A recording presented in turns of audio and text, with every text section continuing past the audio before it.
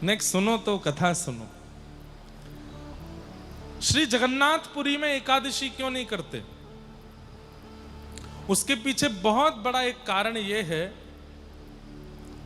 कि एकादशी पर अन्न सेवन करने के लिए मना किया है, लेकिन महाप्रभु जगन्नाथ की रसोई घर में कोई और नहीं, स्वयं महालक्ष्मी विराजमान है, और उनके सामने जैसे ही अन्न आता है और उस अन्न का स्पर्श महालक्ष्मी कर देती हैं तो वो महाप्रसाद बन जाता है, और उस महाप्रसाद में अन्न का दोष नहीं रहता।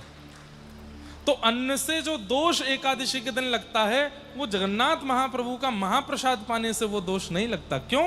स्वयं लक्ष्मी सिद्ध कर रही है उसको। लक्ष्मी के हाथ से बना हुआ है, महाप्रभु जगन्नाथ जी का भोग लगा है, वहां जितने देवता हैं सबने भोग लगाया है, उसके बाद साक्षात बिमला देवी उसको भोग लगाती हैं, वो फिर अन्न कैसे रह सकता है? वो तो महाप्रसाद हो गया है। इसलिए जगन्नाथपुरी में एकादशी के दिन होटल पे नहीं खा सकते, आप बाहर नहीं खा सकते तो पाप लगेगा, मंदिर का महाप्रसाद पा सकते हैं।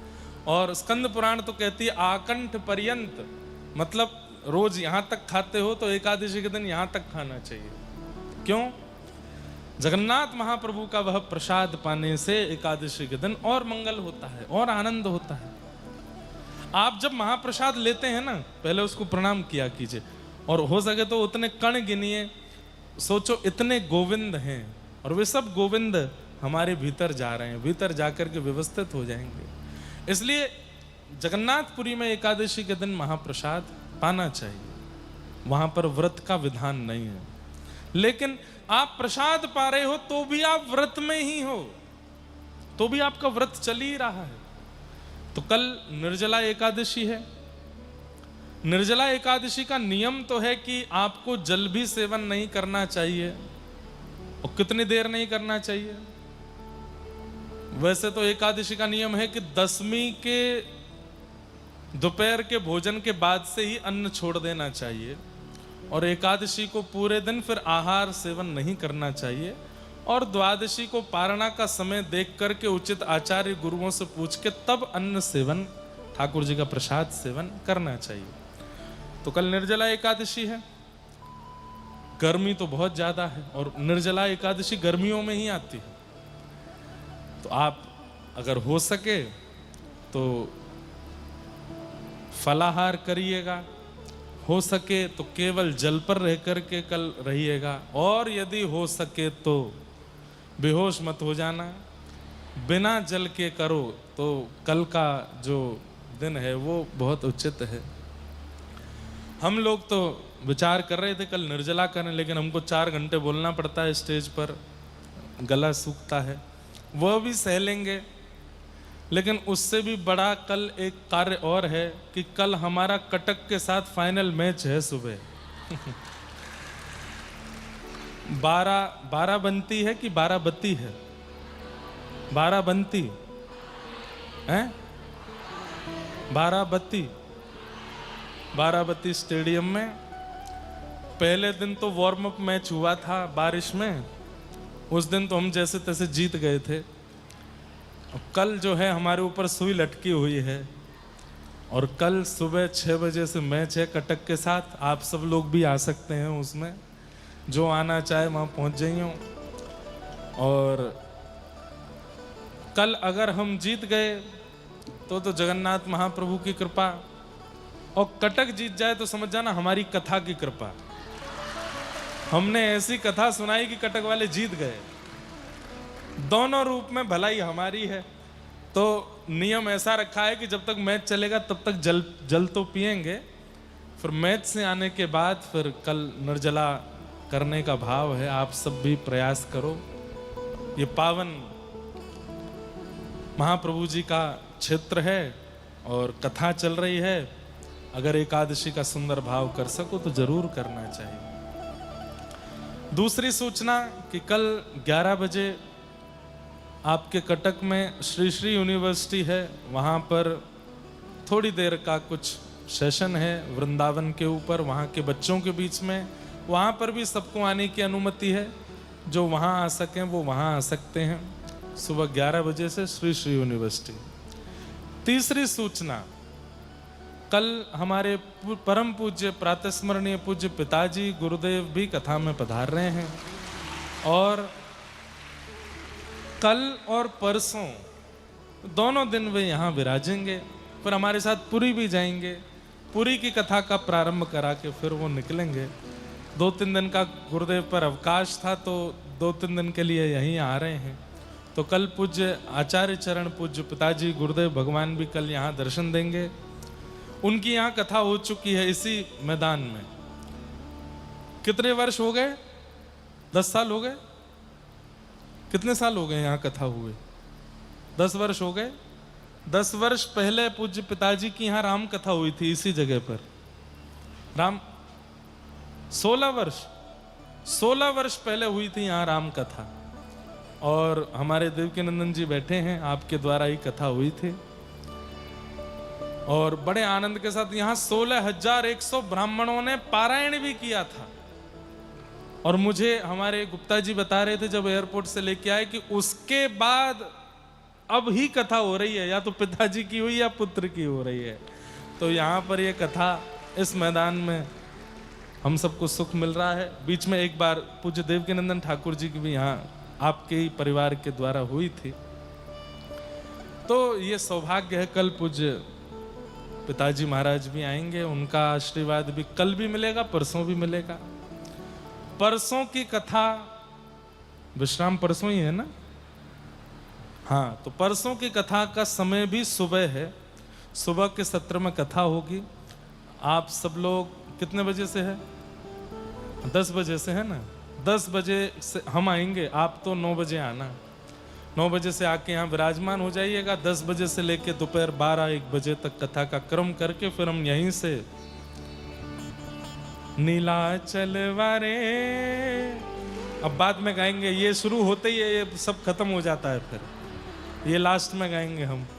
फिर हम जाएंगे नीलाद्रीनाथ भगवान के पास और 27 तारीख से रोज सुबह 10 बजे फिर वहां कथा सुनाएंगे। 4 दिन, एक दिन कथा नहीं होगी, एक दिन केवल हम ठाकुर जी का अभिषेक दर्शन करेंगे। 29 को महाप्रभु जगन्नाथ जी का जन्मदिन मनाएंगे, जन्मोत्सव मनाएंगे बड़े भाव से।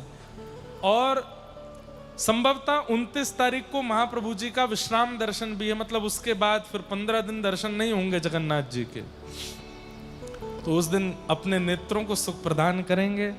ऐसा सब क्रम अब आगे का रहेगा, आप सब लोग इसका ध्यान रखिएगा। सुबह क्रिकेट में भी आ सकते हैं, श्री श्री यूनिवर्सिटी भी आ सकते हैं, कथा में तो आपको आना ही है। ये सब क्रम है। कल हम लोग कथा श्रवण कर रहे थे कि परीक्षित जी महाराज को सुखदेव जी ज्ञानोपदेश कर रहे हैं और श्री सुखदेव जी आज्ञा करके कहते हैं कि राजन परीक्षित, तुम भक्ति की कामना करो, मुक्ति की नहीं, क्योंकि मुक्ति तो भगवान नाम अंतिम समय में लेने से भी प्राप्त हो जाएगी। और मुक्ति का मतलब है मृत्यु के बाद भगवान का दर्शन। भक्ति का मतलब है जीते जी भगवान का दर्शन। तुम तो भक्ति मांगो। हम सबने एक कहीं ना कहीं ये बात मन में रखी है कि हम सब मृत्यु के बाद ठाकुर जी का अनुभव करना चाहते हैं। नहीं, जीवित अवस्था में, प्राण तन में है, उसी अवस्था में हमको ठाकुर जी का अनुभव करना है।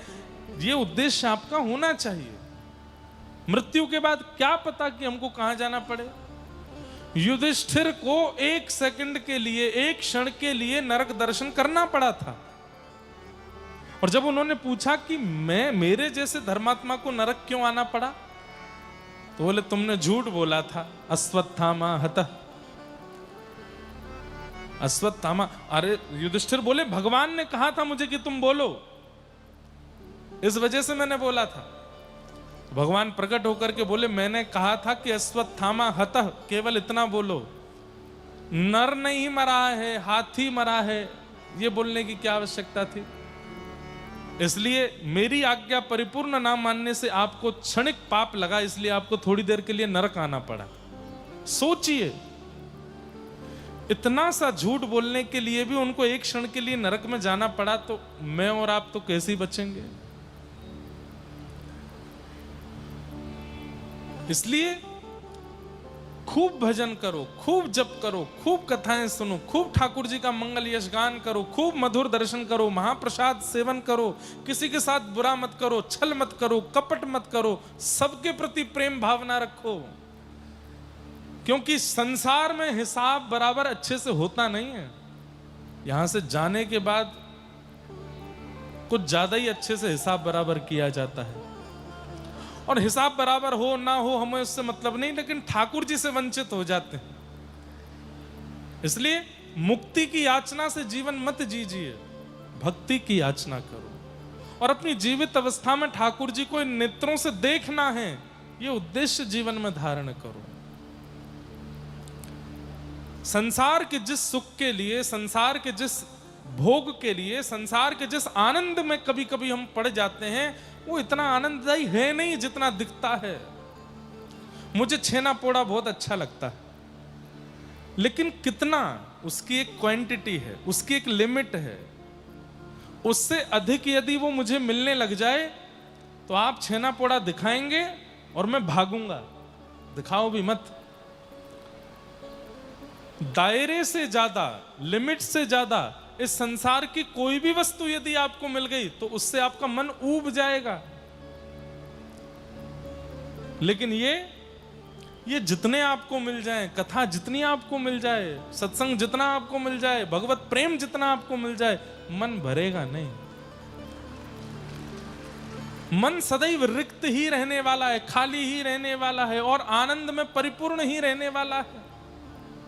परिपूर्ण होकर के भी जगह रहेगी। ऐसी वस्तु को स्वीकार कीजिए ना। उस वस्तु को सेवन करने से क्या, जो कुछ समय बाद सुख देना बंद कर दे। संसार की हर वस्तु, एक नाम बता दीजिए मुझे कि ये वस्तु महाराज जी कांस्टेंट सुख देती है संसार के, कोई नहीं हो सकती। पत्नी बहुत अच्छी लगती है, पति बहुत अच्छा लगता है, कब तक? कुछ दिन, उसके बाद निभाना पड़ता है। वहां भी ज्यादा प्रियता का अनुभव नहीं होता। फोन है, गाड़ी है, घर है, कपड़े हैं, ब्रांड्स हैं, और भी सारी हमारी इच्छाएं हैं, सबका एक लिमिट है। आप कहीं, मेरा पॉडकास्ट था, मैंने एक बात कही थी, ज्यों-ज्यों हम बड़े होते जा रहे हैं, हर वर्ष अपने जन्मदिन पर हमारा सुख घटता जा रहा है। 5 वर्ष का बालक, 6 वर्ष का बालक, 7 वर्ष का बालक, वो अपना जन्मदिन कितने उत्साह से मनाता है। 12 वर्ष का, 13 वर्ष का, 18 वर्ष का, 20 वर्ष का, 25 वर्ष का। लेकिन 25 के बाद 26वां जन्मदिन आता है ना, आनंद नहीं आता। फिर उसके 3-4 साल बाद 30वां जन्मदिन आता है। सब लोग उसको शुभकामनाएं दे रहे होते हैं, वो कहता है यार 30 का हो गया। 35वां जन्मदिन आता है, रात में 12 बजे सो ही रहा है, उसको दुनिया जाके उठाती, उठ जा भाई तेरा जन्मदिन है आज। अच्छा कितने का होगा? 35, 40, 45, 50 पर तो कोई अगर शुभकामना देता है ना, तो वो शुभकामना देने वाला बुरा लगता है। क्यों बोल रहा है यार, 50 का हो गया मेरा। आप देखें घर के बड़े बुजुर्ग लोगों का जन्मदिन बच्चे मनाते हैं तो उनको कोई ज्यादा एक्साइटमेंट नहीं रहती। ठीक है, बच्चे कर रहे हैं, बच्चे कर रहे हैं। संसार का ये स्वरूप है, हर वस्तु से आपका मन ऊब जाएगा एक दिन। तो मन ऊब जाए उसकी प्रतीक्षा क्यों कर रहे हो? पहले से उसके वास्तविकता समझ करके दूर रखिए ना, उससे डिटैच रहिए। ज्यादा अटैचमेंट क्यों कर रहे हो?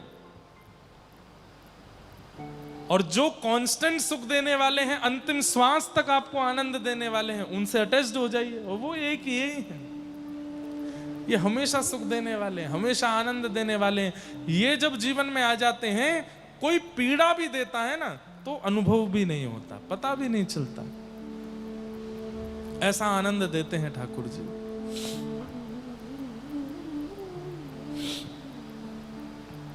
भक्ति की याचना करो।